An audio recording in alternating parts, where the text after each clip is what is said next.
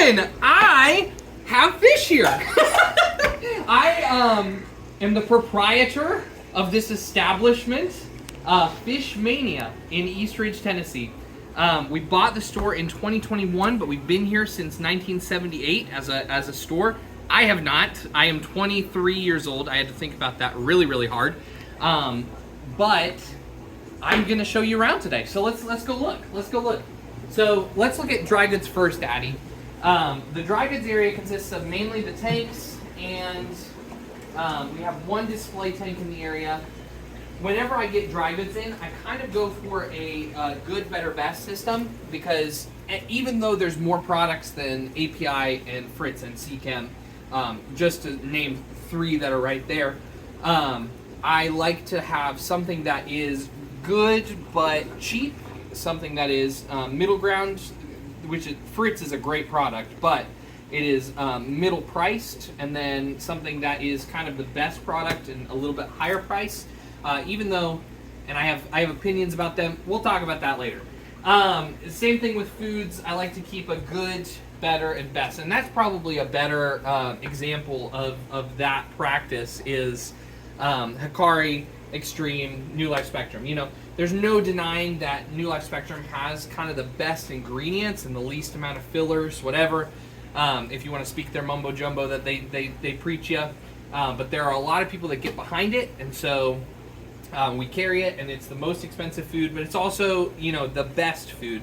My favorite food is Extreme. It's a really good middle ground food. Yes, it has some fillers, but it has really good ingredients. The fish love it, and that's what's really important, is that the fish love it. Yeah, pretty much that's it. And then on the bottom, we used to have Cobalt and Hikari, but Cobalt pulled out of wholesalers, and so we don't really carry Cobalt anymore. Mainly our bottom line is Hikari, and then the reason I have the wigglers down here is because literally I have so much Extreme. We have Extreme all the way through where I was trying to keep food, and then it's bleeding in some, and I couldn't take away more from Fritz, and so now we have some down there, and that's fine. And then the bottom row is filters. Let's come around here, because this is exciting. We have, Dylan, will you please get the phone? He's got the phone. So we have the Aquarium Co-op end cap, which is amazing. I can't sing their praises more. I can't be more of a yes man for Aquarium Co-op. Their products are amazing. I think I carry all the products that they have on wholesale, I want to say. We have most of them right here, and then we have the hang-up stuff over there, which we will get to. But yeah, well, that's what I would say, is that all of their products are great. They give the stores the margins that other companies refuse to give them, yeah, they're pretty awesome. They make a great product, and it's genius. Anyways, moving on. So then we come to kind of all the hang-up products, I guess. We have all of our heaters, our filters, whatever. This is the boring part, so we're just going to skip by, and then we have gravel all the way down on the bottom. This gets super messy because people pull it out. We have DTs and copepods.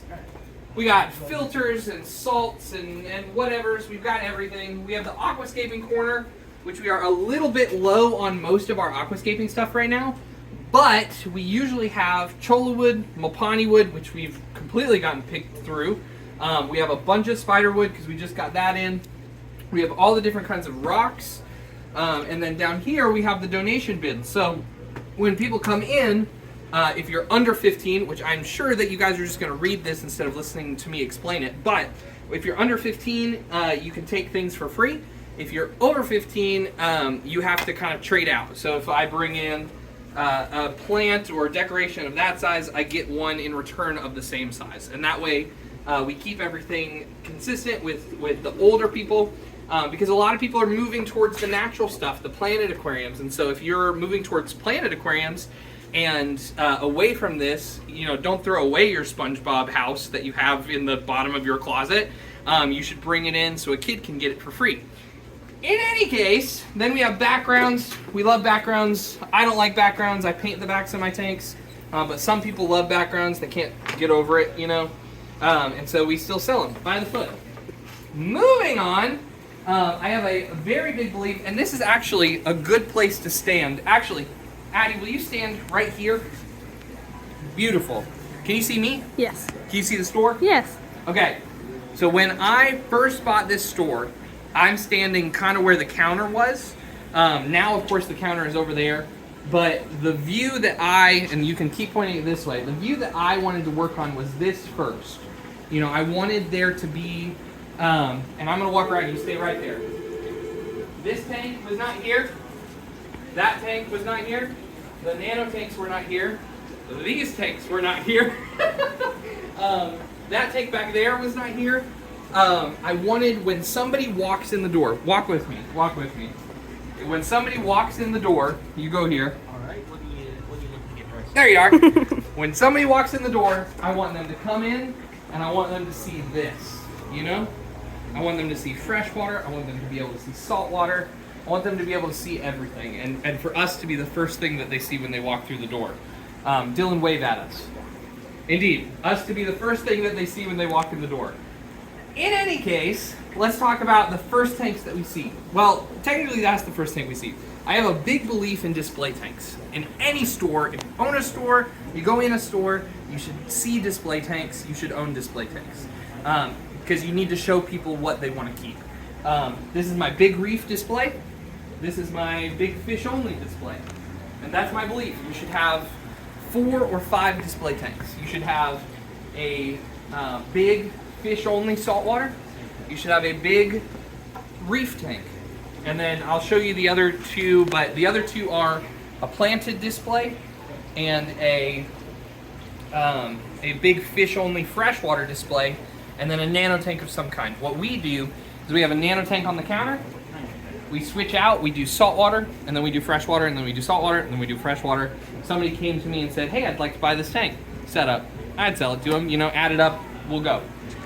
Alrighty, let's walk down. So these tanks right here, these are the planted tanks. That's where we sell any of our plants out of. You'll see the bags on the top. That's how we sell floaters. That's how we pre-portion them. It's very hard to sell floaters just on the top of the water. It looks bad, it shades out all of your other plants, it's not good. And so we pre-portion them. Even though that looks bad, it's better than the alternative, which is just letting them float. But in any case, in this tank we have swords, we've got a few stem plants, not really. It's mostly going to be for your rhizomes, your root clusters, your kind of like valve swords, cribs, stuff like that.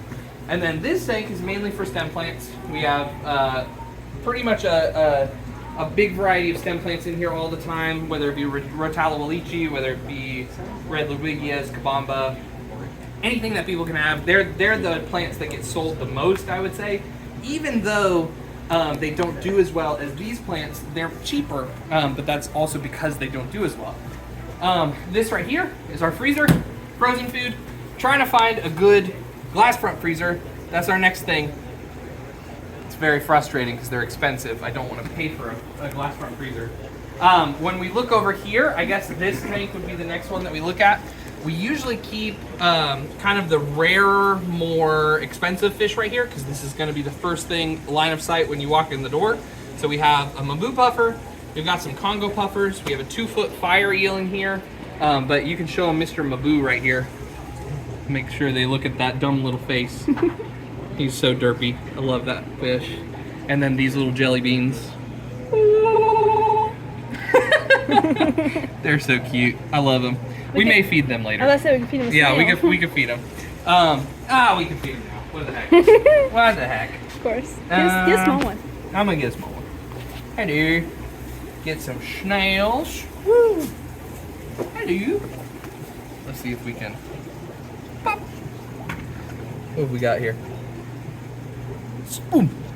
Let's see if Mr. Mabu tries to steal it from him. I don't think he can see it yet. Oh, he can see it now. Ooh. Oh, and there it goes. And it's gone. Cute. Alrighty. So I guess the next thing to look at is the 700. Mr. Dillon, will you get me the monster fish food, please? You're awesome. We have a few more dry goods over here because we can't fit them all in the dry good area. This is where we keep any of our pumps, so sump pumps, power heads, and pond supplies, pond foods. a few like turtle things. This is actually where we used to keep our ponds. This is a 14-foot tank, by the way. I don't know if you guys know. Let me see down here. 14-foot tank right here, my baby. But in any case, I felt like Evan Almighty for a second when I was down here with all the fish. Let's see. In any case, the 14-foot tank was definitely not planned. It was a big surprise. I wanted a big tank to go here, and this one came on the market, and I got it for a price I could not refuse. Dylan, do you want to feed the fish? You can feed the fish. Go for it. For a price that I could not refuse, and so we just kind of went for it. It was going to be a big planted tank. It's what I was going to replace our 125 planted display with. But unfortunately, when you set up a big tank in a store, everyone decides to bring you their foot-long Red Devils and their foot-long Oscars that they've had, and 30-gallon, And so, and your algae eaters, I can't tell you how many plecos we've had in this thing. This Saturday, we're getting a 2-foot pacu. What? And so, of course, no plants. I put pots in there. I like the look. It didn't look good with nothing, and so I put some pots in there for them to be in. I guess after this tank, let's talk about organization. Ethan is not good at organizing at all. And I can show you why I'm terrible at organizing. Because, and it's a little bit about perfection. Because in my head, I would love to have enough room to say, these are the fish from South America, and these are the fish from Africa, and these are the fish from Borneo, whatever. Central America, I'm pretty sure there's no fish that we keep from Canada, but I could be wrong, somebody can tell me. But yeah, I would love to do that, and also organize them by aggression, and also organize them by whatever. So what I do is I say, what's good in a community, what is common, what is a feeder, unfortunately, and what is classified as aggressive, what's classified as cold water, and that's kind of how we do it. So if you can back up here, Miss Addie, this right here is what I would like to say is most of the community fish. This is like your rainbow fish, this is your cherry barbs, these are your dwarf cichlids, loaches, cories, anything that is considered more of a tetras, stuff like that, that is considered more of a community fish. And this tank is probably really perfect for it, Addie. Let's show them this. It's got a schooling fish, it has bottom feeders in the form of these super red plecos and some clown loaches, and then it has a few display fish in the form of little angels and blue rams. And so we have, of course, all the tanks are kind of like that. Like there's Bolivian rams in this tank with silver tip tetras and bottom feeders. I think there's Raphaels in here. Let's take a look. No, there's a headstander. Didn't know I had that guy. Wow, nope, I was wrong. There's no bottom feeders in here, so I need to put some later. But in any case, this whole row is kind of like that. We move on to the corner, which is the nanofish corner.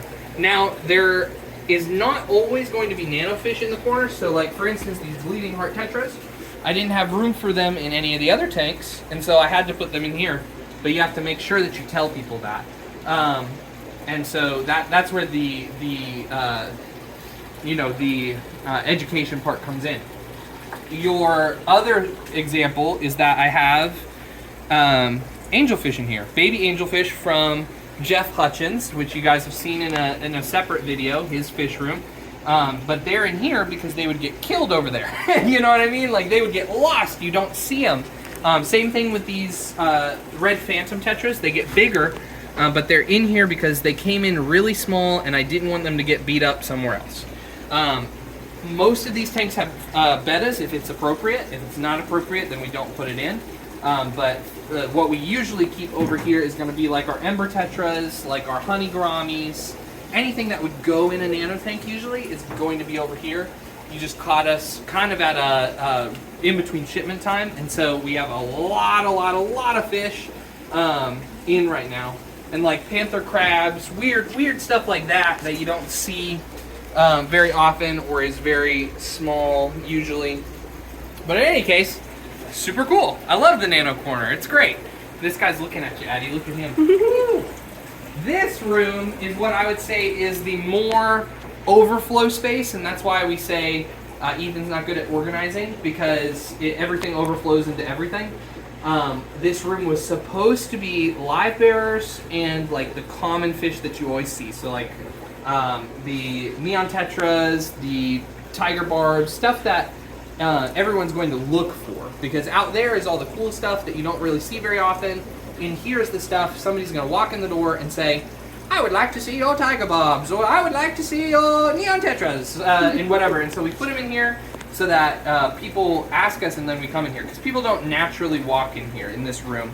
It's a pretty big room. I don't know if you saw Addie, but we have another, what is that, 9, 18, something. What's the next? 27. We have 27 tanks in here of more freshwater fish. And so on this side is more of what I was talking about as far as live bearers.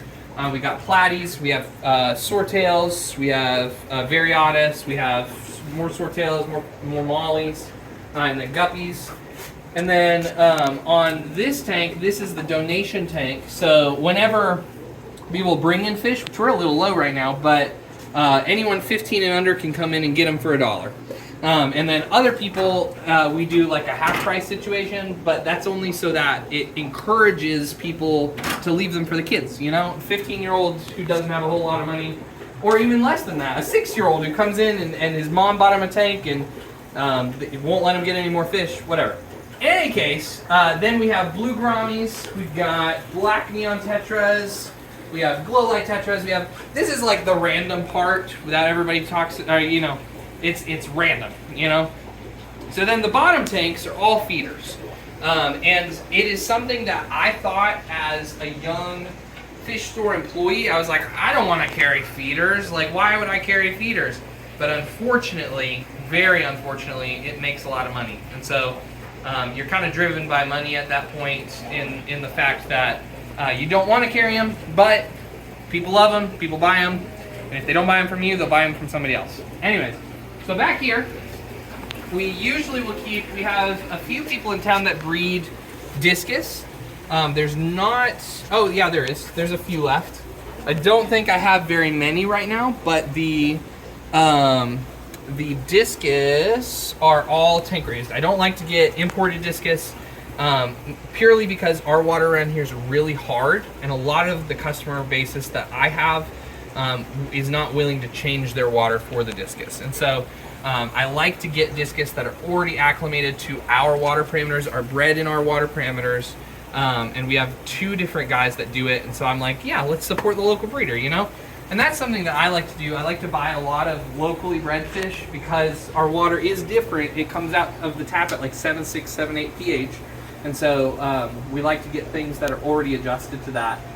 But in any case, mostly on this side, we're going to have aggressive and cold water. So we have 8 aggressive tanks, where it's South American, African, or semi-aggressive, I should say. Aggressive to semi-aggressive. We have Africans and whatnot, and then those last 6 tanks are goldfish and whatnot. But in any case, here, Addie, let's talk about this tank. This tank is, well, let's do freshwater first. This tank was the original, like, Savior donation tank. I'm going to put my finger in here just so they all schooled together right here.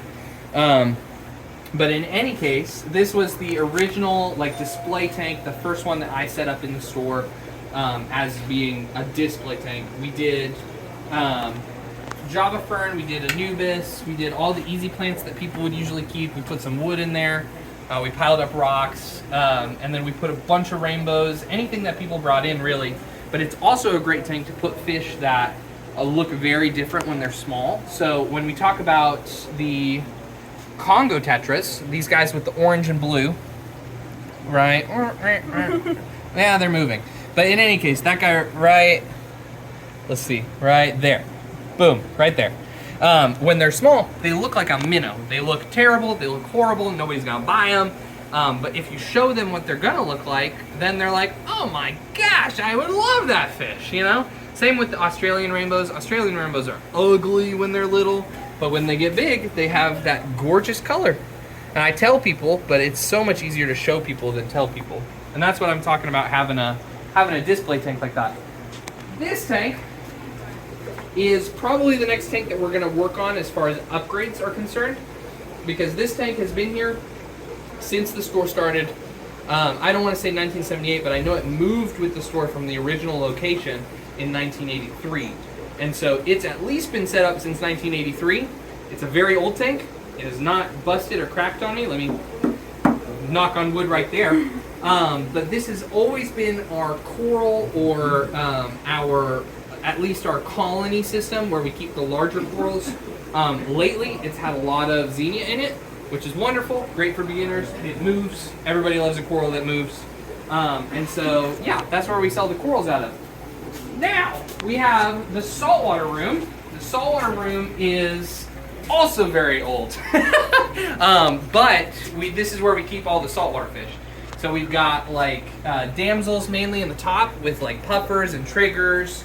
And then in the bottom we have most of our community fish. So we're talking, I say community, it's different than freshwater community, but we have our clownfish, our angels, our butterflies, our gobies, glennies, whatever.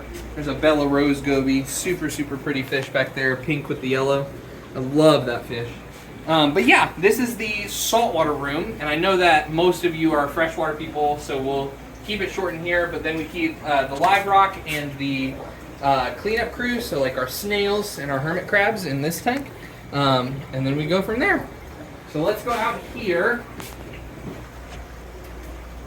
The next tank that we're going to talk about is the 570 or 470, which I just call 500 gallons, you know, because we round up. This one is what I would call our fish only saltwater display. It's where you can show people the big angelfish and what they're going to look like before they buy a small one, or before they order a big one from you. So, like for me, it is extremely important to have these big angelfish on display instead of ordering them in all the time, because they're not something that somebody's going to buy all the time. You're not going to get somebody that comes in and says, I would like that 10-inch angelfish every month. You're going to have that like every few months, every 3 months, somebody's going to come in and say, I would like that $400 fish right there. And so if they come in and they see this guy, I can say, I'll have it to you by Wednesday, you know? And then you order one instead of having to keep them in stock all the time. And you run the risk of loss. You run the risk of loss in shipping, which stinks. You run the loss of, or the risk of it getting sick, and then you have to treat it. And so being able to show them in an environment that you know nothing is coming into, that you take care of, is super awesome. So like, for instance, this fish, this eel, that's a golden moray eel or a banana eel, costs like $900. That's a very expensive eel. Not something I want to carry in store, but something I'm able to get, and so I want to show people that I can get it. And I think that's pretty much. Oh, coral tanks. That's right. So this is where we keep anemones in this tank mainly, and inverts. So we keep like the shrimp, any of our cleaner shrimp or coral banded shrimps. We keep. You can show them that clownfish right there. Super, super cute. In the anemone, we keep them. We keep all of our corals in this tank. This is our coral sale tank. So we go. Most of these frags are tank raised or aquaculture, either here or at my house. And then we also have quite a few customers that aquaculture coral. There's not much coral ordering that goes on unless we're talking colonies, and that's why we keep them in two separate areas. That way we keep any sort of pests contained and able to deal with over there versus trying to put them in a tank with corals that have been aquacultured and are pretty much pest free. But yeah, I think that is all. This is Fish Mania, and I'm really, really excited to continue to show you guys what we're doing and show you what we've improved on and talk about the fish that we carry. And I hope that you guys' tanks are all doing really, really awesome. and I'll see you next time.